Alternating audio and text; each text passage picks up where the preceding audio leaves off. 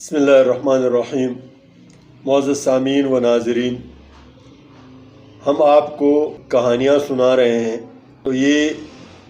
کہانی شریف ہے، آپ تھوڑا سا اس بندے سے سنیں، پھر ہم بات کرتے ہیں۔ پاک کی امی غوث پاک کو پیار کرے، دودھ پینے کا زمانہ تھا، پھر کہنے امی یاد کرو جب میں تمہارے پیٹ میں تھا تو نانا کے باغ سے تمہارے دل میں خیال پیدا ہوا سیب کھانے کا، تو آپ نے یہ شوق کیا اپنے ہاتھ سے توڑ کے کھا۔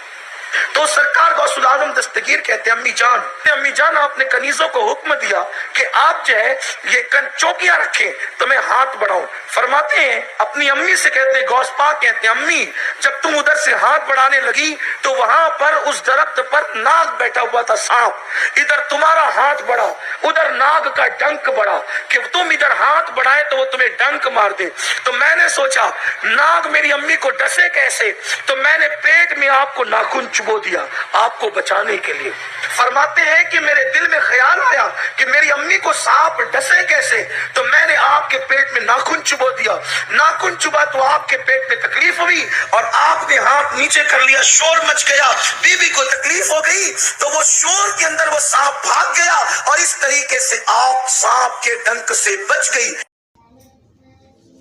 ساری امت کا اس بات پر اجماع ہے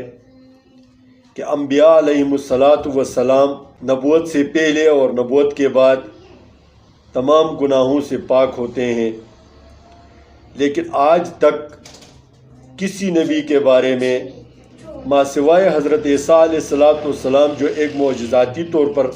تخلیق کیا گیا، اس کے علاوہ کسی نبی کے بارے میں یہ بات نہیں آتی کہ اس نبی نے اپنے بچپن میں نبوت کا اظہار کیا ہو یا اس طرح کی بات کہی ہو جس سے اس کی نبوت ظاہر ہوتی ہو۔ یہ شیخ عبد القادر جیلانی ہے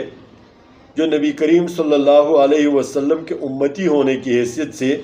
ایک ولی کہلائے اور اتباع سنت کی وجہ سے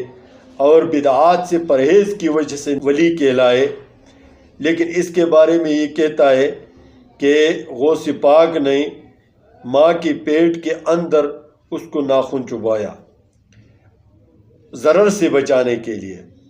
تو میں اس سے پوچھتا ہوں کہ نبی اکرم صلی اللہ علیہ وسلم کے والدہ ماجدہ کو جب بیماری لاحق ہوئی اور جس سے وہ ویرانے میں وفات پائی، کیا وہاں نبی کریم صلی اللہ علیہ وسلم کو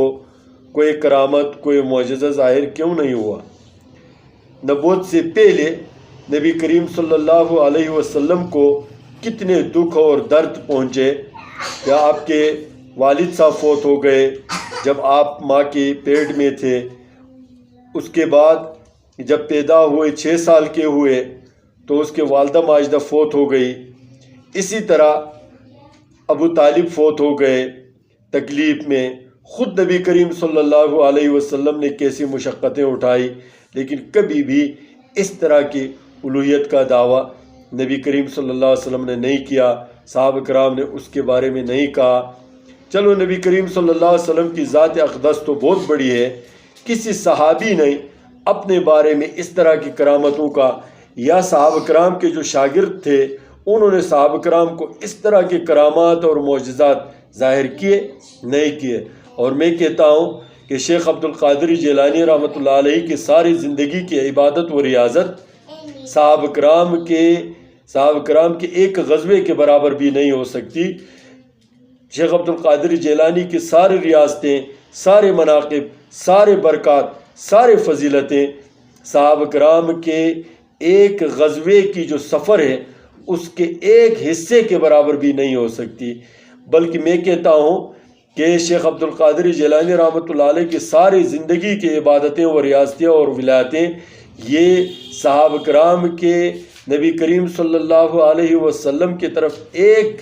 بار جو محبت کے نظر سے دیکھا اس کے برابر بھی نہیں ہو سکتی۔ تو آپ امت کو کس بتی کے پیچھے لگا رہے ہیں؟ اور یہ جو بلڈو ہے جس کا ویڈیو میں نے چلایا، اس بلڈو کا تو کوئی کام ہی نہیں ہے، یہ اس طرح کے جھوٹے اور من گھڑت اور بے تکے اور بے ثابت اور بے ہنگم قسم کی کہانیوں کے علاوہ اس کا کوئی کام نہیں ہے۔ اللہ تعالیٰ امت کو اس طرح کے لوگوں سے شر اور فساد سے محفوظ رکھے۔ السلام علیکم ورحمۃ اللہ وبرکاتہ۔